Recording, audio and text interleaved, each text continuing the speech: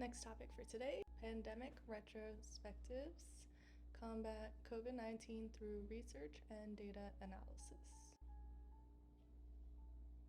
In life, everyone dreams of a healthy, long life. Throughout society, humankind has battled against illnesses. If you pay a little attention into the data, you will notice tips to effectively recover from COVID-19. Fevers and other illnesses also align with tips toward living a healthier and longer life. What I mean is, we are always fighting to overcome these immune system medical issues. If you pay attention to the below tips, you will notice the science behind COVID-19 also may help you live a healthier lifestyle that enhances your immune system and capacity to fight against medical issues, at least in the most general way. I am not a medical professional, so consult with one prior to implementing anything below.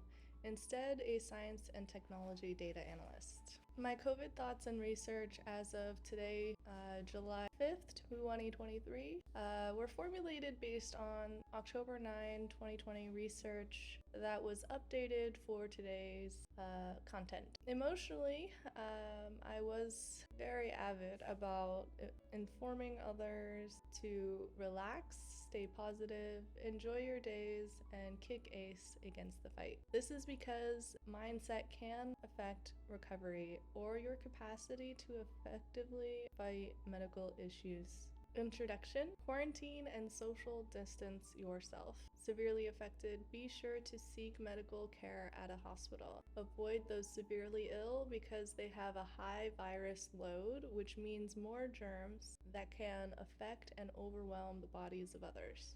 The higher the load you're introduced to,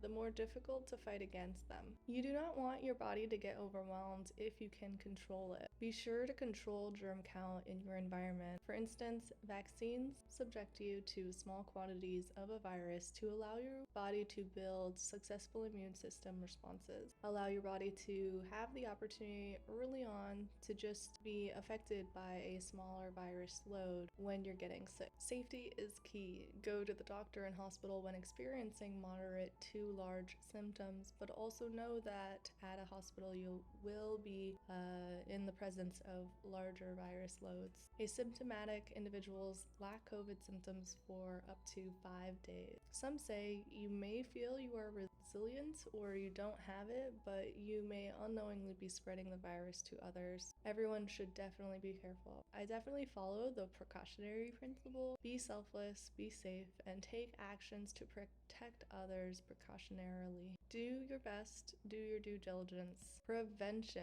Social distancing is the most effective way to protect yourself and others, as well as eliminate its spread. Exercise to stay healthy and boost your immune system. Get 30 minutes of sun per day. This will help your happiness, mood, and body resilience. Relax, stay positive, mitigate stress, and strengthen your immune system. Be sure to sleep more to mitigate more severe outcomes and help your body recover. Drink more water. COVID is contagious and easily spread, therefore avoid sneezing, coughing, nose gunk sharing, touching your face or eyes, etc. Sneeze and cough instead into your elbow. Get germs out of your body by allowing yourself to sneeze, cough, and blow your nose to naturally output harmful content from your body. Do excrete it out of your system. Just be mindful of affecting others. Maybe do so in the shower or in the sink. Use hand sanitizer regularly and maintain it readily available. COVID may persist on surfaces for 3 days, so clean surfaces with ethyl alcohol 70% in accordance with CDC guidelines. Be sure to see updated CDC guidelines over time. Sanitize and sterilize surfaces with alcohol-based cleaning products. Wash your hands regularly. Shower daily or twice a day if infected to minimize your germ load. Breathing hot steam through your mouth or nose through deep into your throat has always been said to potentially have benefits, but the benefits are definitely unknown. Some find this to aid in protecting against or managing COVID-19. Do not touch your eyes. Use eye drops to sanitize teary eyes. Wash your hands and or shower upon arriving home to not spread COVID within your home. You can also wash your groceries and items purchased upon arrival home. Cook all foods well. Wear face masks in public buildings and in nature when people are in close proximity. Wear sunglasses, face shields, masks, and or gloves for the most effective. Wear sunglasses, face shields, masks, or gloves for most effective protection. Personal protective equipment like masks may not prevent it by itself, so definitely implement more actions synergistically with other preventative actions. Social distance yourself with others by at least 8 feet as much as possible. Risks are increased indoors due to increased exposure in contrast to outdoors where you're more socially distant. Exposure increases or decreases based on the level of activity you are doing. For example, highly enthusiastic conversations, singing, dancing, sweaty activities, exhaustive, high exhale rate activities. Being indoors increases exposure and risks because it is a confined space. Some hypothesize that COVID or other illnesses do well in cold but die at 130 degrees. If correct, you can definitely enjoy free sauna that is readily available to most everyone. This is my favorite innovative idea of mine. You can let your vehicle bake in the sunlight for summer heat of 85 degrees. Air temperatures in the sun will generally rise and surpass 130. You can definitely check the Google temp charts to ensure safety. But basically, you have a free sauna because your car heats up super hot in just 20 minutes within the summer heat. But based on the COVID science, you could always check out a free sauna. Maybe it'll help you feel better. But again, the steam or heat impacts to COVID are actually a little bit unknown. We're unsure how it affects COVID. But I definitely enjoy free saunas every once in a while. You can consume healthy food or drinks to include honey, which soothes your throat, coffee, uncooked extra virgin olive oil, pepper, real onion or powder, minced onion, real garlic or garlic powder, chicken soup, pomegranate, or other natural blood thinning ingredients. Recipes to prevent common blood clot related deaths can mitigate the severe health issues caused by COVID. Consume healthy vitamins to include vitamin C, not in excess, vitamin E, and vitamin D, just do not consume in excess. Avoid unhealthy food or drinks to include soda because it impacts your immune system through high sugar levels and lowers your body's pH toward potentially more ideal COVID conditions. Blood clotting can turn COVID symptoms more serious. Symptoms. Holistically consider all your symptoms. Experiencing multiple COVID symptoms increases your probability of actually having it. Symptoms correlate with other non-COVID issues, so consider whether you have one or more symptoms. Common symptoms include raise in temperature, cough, difficulty breathing, itchy throat, sore throat, loss of taste or smell, teary eyes, fatigue, dizziness, headaches, chills, diarrhea, body aches, chest pain, pneumonia, cytokine storms, also known as inflammation within lungs and throughout your body that can severely be deadly. Symptoms also include seizures, strokes, heart attacks, blood clots, bloody diarrhea, vomiting, abdominal pain, asthma attacks, brain fog, vision, eye issues, and other issues. Less common symptoms include hives and rashes, painful foot lesions, unknown if linked because some tests negative for COVID. Less common symptoms include hives and rashes, also painful foot lesions that we aren't sure if it's really linked to COVID because of negative testing results. Often impacts to lungs, but impacts extend to other organs as well. For instance, the heart. For example, the heart, blood vessels, kidney, gut, and brain. Protein or blood in urine is a sign of kidney damage, which is a severe issue. Be sure to seek medical care. Blood flow to kidneys are vital, and treatments may lead to this occurring.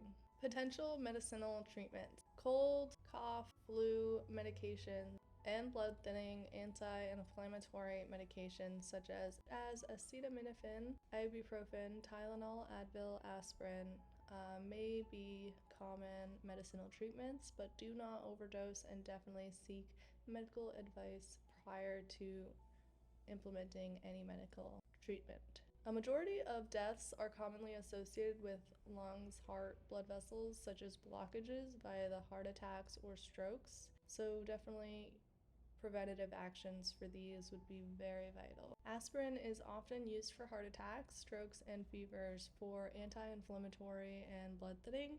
Thus, it may aid in mitigating deathly severe outcome. Some feel blood or plasma transfusions between COVID survivors and those infected may help reverse or slow their decline in death. I always had a question. I personally wondered the extent that medications that reduce your fever help because they reduce your body's natural response to heating up and fighting the illness.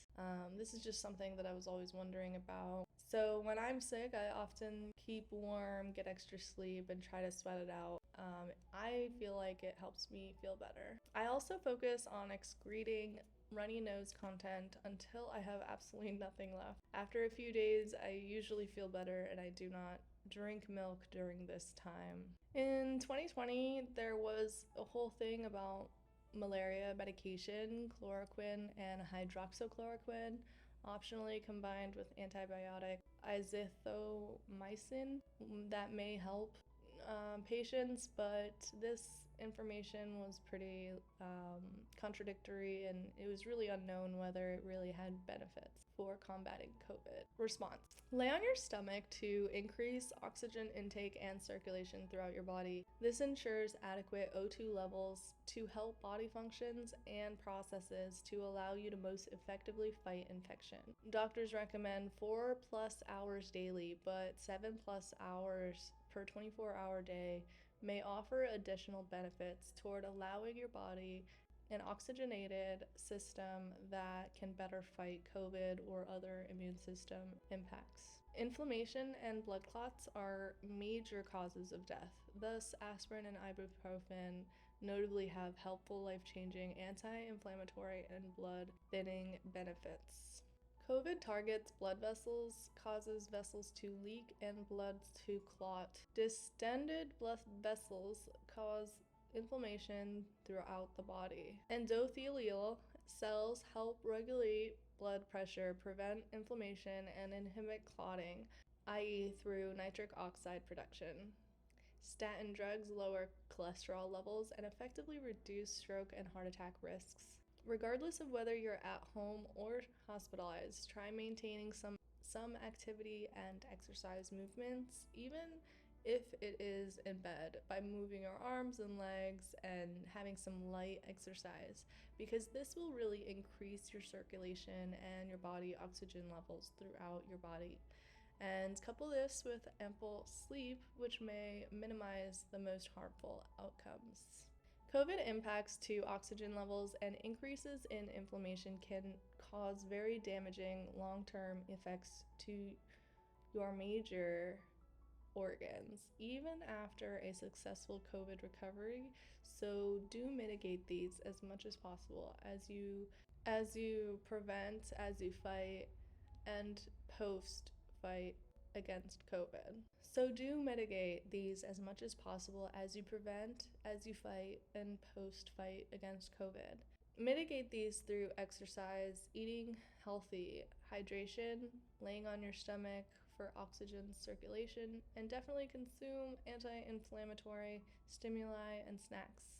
Try to eat larger quantities, not less, to allow your body more energy, nutrients, and calories to burn as it works hard to fight against COVID or other illnesses. Fuel your body, especially after vomiting and diarrhea, to keep your body hydrated and fueled to fight. Sneezes, runny noses, vomiting, and number 2 are natural ways of getting rid of yucky, harmful germs, viruses, and bacteria. Therefore, they are natural body functions, so you should definitely allow your body to do these activities more, not less. Just be careful not to expose others of these disgusting germs. Mindfulness, resilience, and positive thinking. Anxiety, stress, depression, fear, and other emotional states will not help. Instead, they impede your effectiveness of your fight and really impact health defects because it enhances stressors on your body and reduces how effective you are at fighting. Drive-through testing facilities are in place to minimize exposure risks and the need to go to a medical office directly. Definitely get tested, get informed, and utilize these drive-through testing facilities. At-home testing kits do exist. Definitely get tested, get informed, and utilize at-home testing kits. Social distancing and isolation is vital to control COVID spread. Distance is the most effective solution that saves lives. There is a huge need for more aggressive quarantine regimes and standards for pandemics because they are proven effective throughout the world. Only 2 people should be shopping maximum per household, and definitely decrease frequency of these and other activities. I had this huge thing during COVID where I was really upset about why people were taking their kids grocery shopping.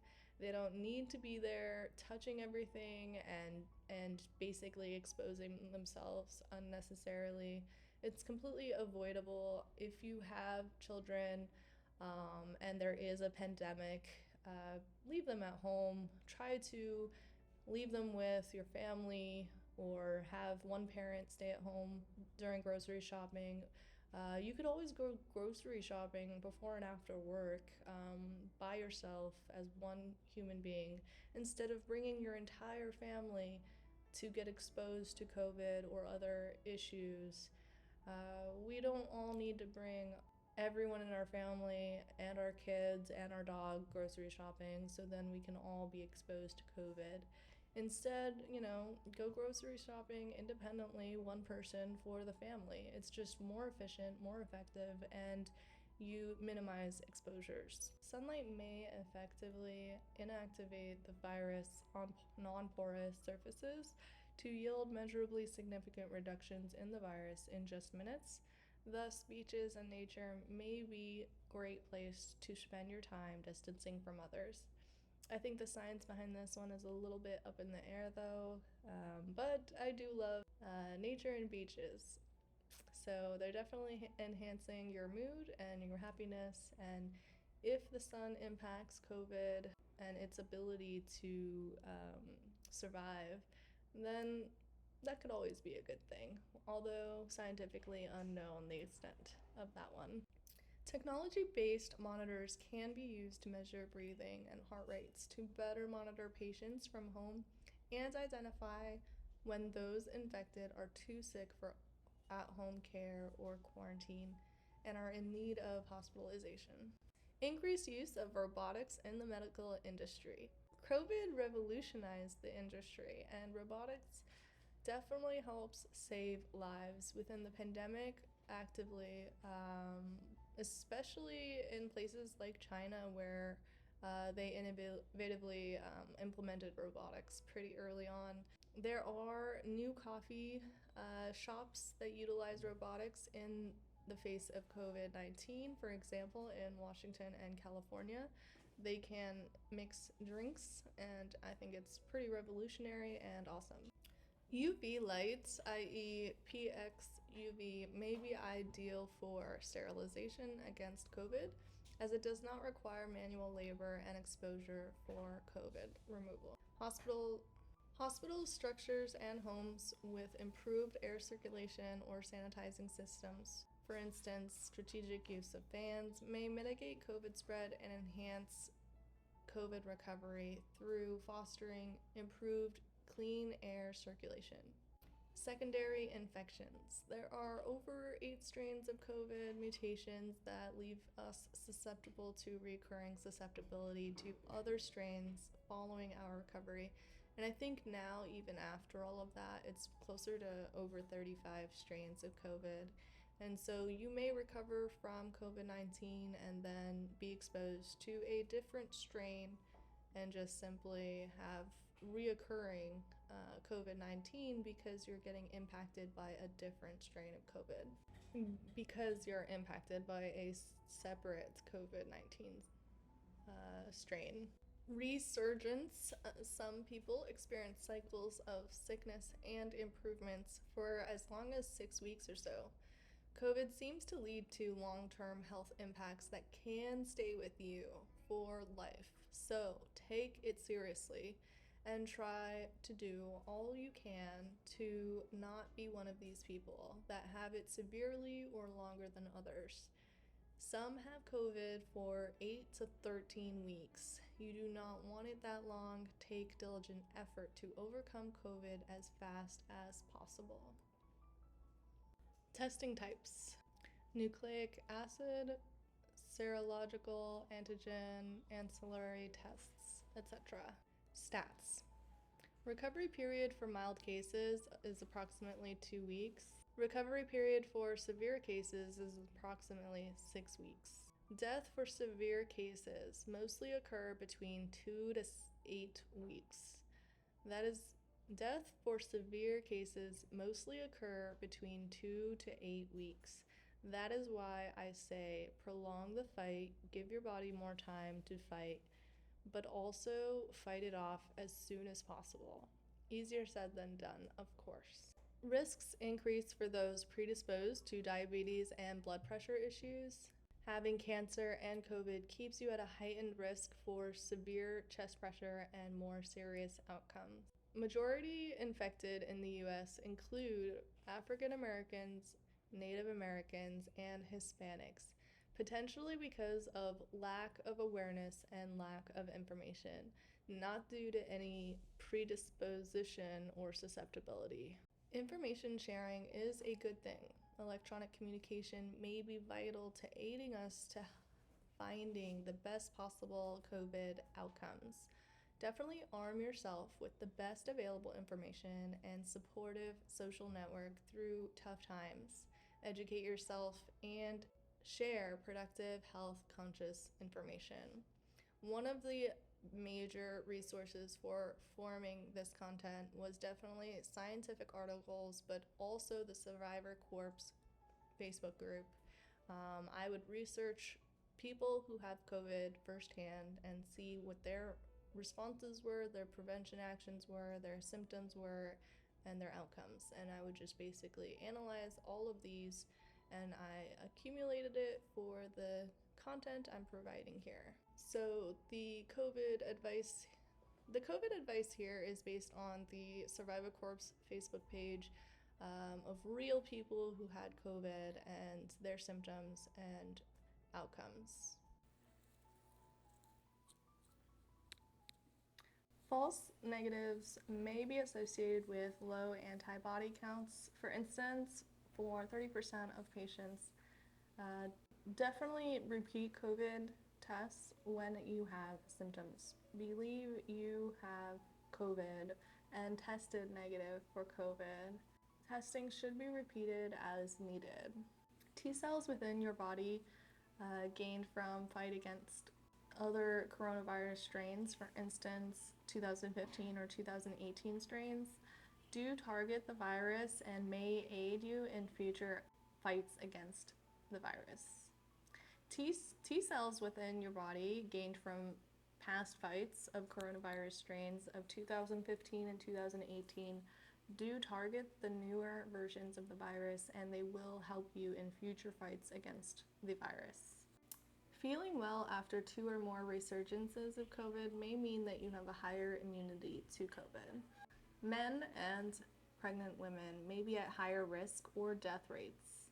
Men face greater risk of severe illnesses and death, potentially due to androgens, which are male hormones like testosterone that increase COVID's ability to get inside the cells. Male pattern baldness is often an indicator of powerful androgen. Androgen deprivation may reduce COVID outcome severities. High percentage of individuals with lactate dehydrogenase LDH tissue damage markers in their blood may be more susceptible to dying from COVID. Focus on prevention. Seek hospitalization early if you have cancer, kidney, heart disease, or strokes synergistically with COVID, even at early signs of COVID worsening. An optimist in life, but definitely a pessimist here. My 2020 quote, I feel we may eventually all have it at some point. With each day you have it, build antibodies so you prolong the fight to have the best outcomes for severe cases as much as possible, and really allow your body to create as many antibodies as possible. Now, I think here in 2023, it's definitely correct. We've most all had COVID at some point, and there definitely are a lot of different strains of COVID-19, and it is still impacting the world today. Viral load. Quantity of virus in a given volume, which relates to severity.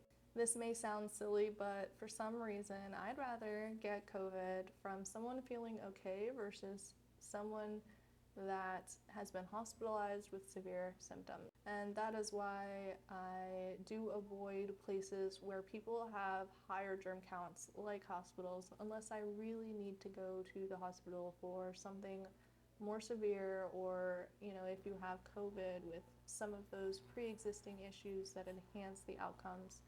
If you have cancer, kidney issues, stroke, heart attacks in your history or in your life, then you should definitely seek hospitalization early and often. Against COVID-19. Being affected by a lesser load may allow your body more time to form antibodies for a more effective fight, instead of causing your body to become overwhelmed within the fight. Exposure. Zip codes in proximity to medical care facilities and assisted living facilities, for instance in Sacramento, California, seem to be most impacted, especially cities and states with major airport hubs. COVID is impacting Africa and other places around the world, but numbers track low in certain areas because data tracking is not recorded or shared. Thus, areas with low exposure numbers are not necessarily low in developing nations. Developing nations simply do not track data or share data or monitor data as much, and therefore that is why they have lower numbers. It's not because their actual rates are actually low. For more COVID information about COVID modeling, definitely see nextstrain.org. Potential vaccines. There were over 75 worldwide vaccines in the market of April 2020. Scientists were increasingly forming antibody tests to better identify who had past COVID infections. Test to see if you may not have it but had previously had it, and these antibody tests can identify who recovered with ease. Researching quick recoveries may be priceless. Other vaccines are based on the replication of one specific antibody. Anti-androgen trials for men may decrease COVID severity and deaths. Trials exist for anti-clotting, anti-inflammatory, and antiplatelet drugs, statins. In Latin America, trials of ivermectin, an anti-parasitic drug, dramatically reduced COVID mortality. In a study, it decreased the need for mechanical ventilation by 65% and death rates by 83%, but the study seemed to have skewed numbers.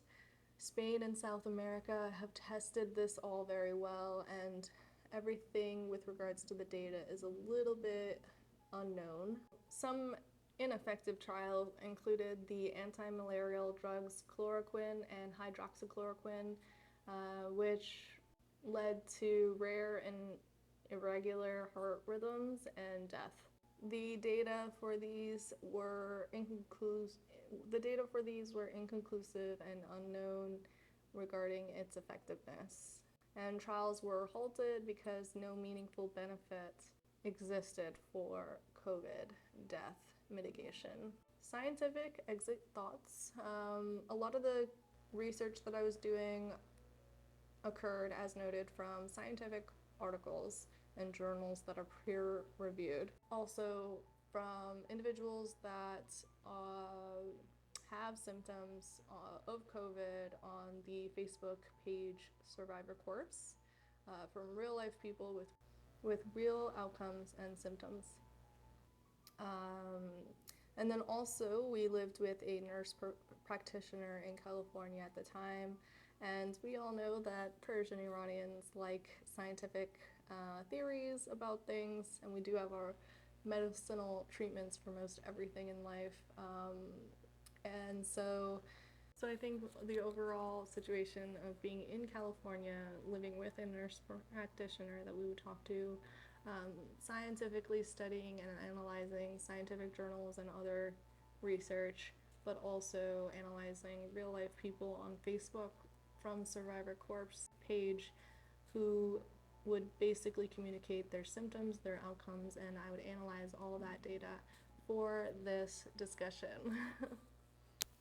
In times of uncertainty, it is not the time to ostracize the sharing of varying views, opinions, scientific data, and medical opinions. Instead, I encourage awareness of all views and information.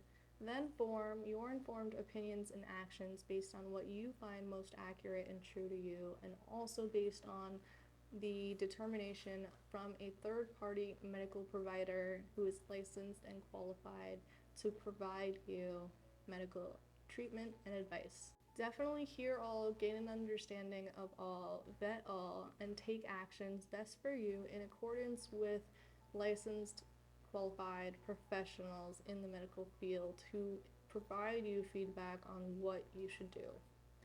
Customize your actions for you, and definitely be sure to stay informed. So basically, as I noted above, one of the key statistics is that the individuals most impacted by severe outcomes are those that are not informed, those that do not have easy access to information that provides you a better, healthier lifestyle that can prevent severe issues. And so the intention behind this article is to inform you the scientific information on really improving your lifestyle and your overall health. And by being informed on how you can do these things, you can also decrease your susceptibility to more severe outcomes for not just COVID, but really anything. So definitely live a healthier lifestyle. Definitely keep reading and sharing helpful academic information.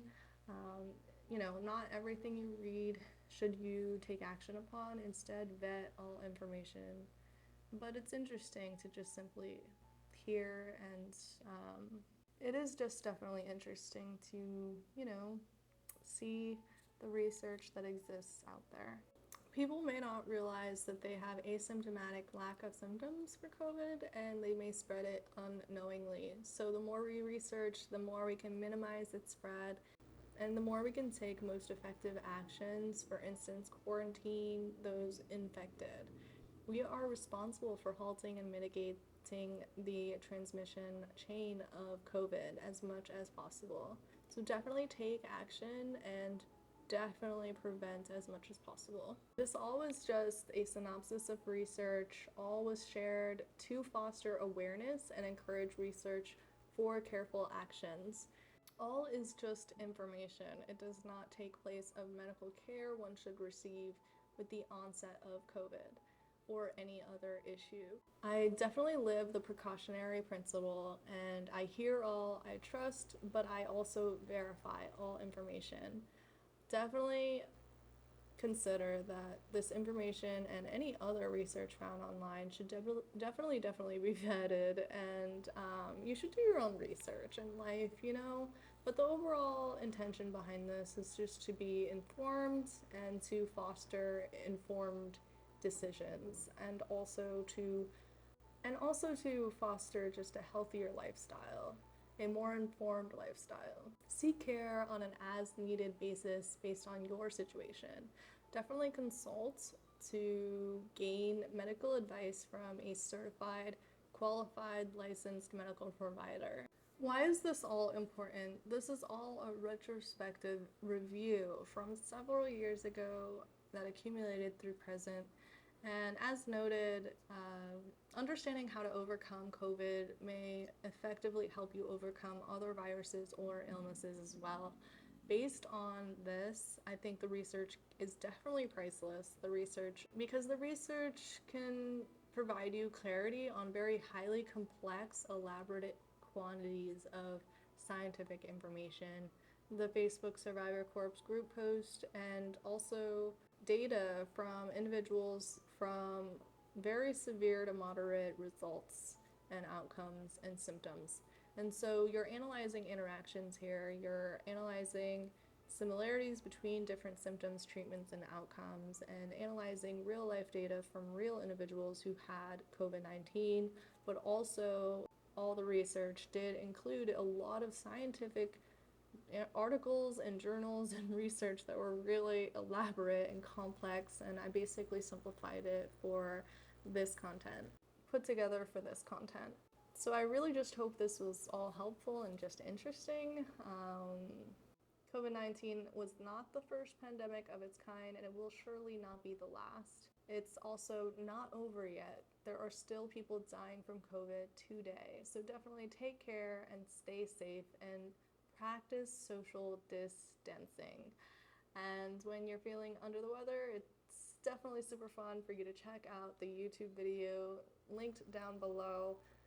It is my favorite video about social distancing for COVID. It is super fun, super entertaining, and I definitely think you should check it out below. So different references for this included cdc.gov, World Health Organization, nextstrain.org, sciencemagazine.org, scientificanamerican.com, theguardian.com, sciencemagazine.org again, sterilization tech, Survivor Corps group post on Facebook, and also some discussions from the nurse practitioner who lived with us. And so that is all for now.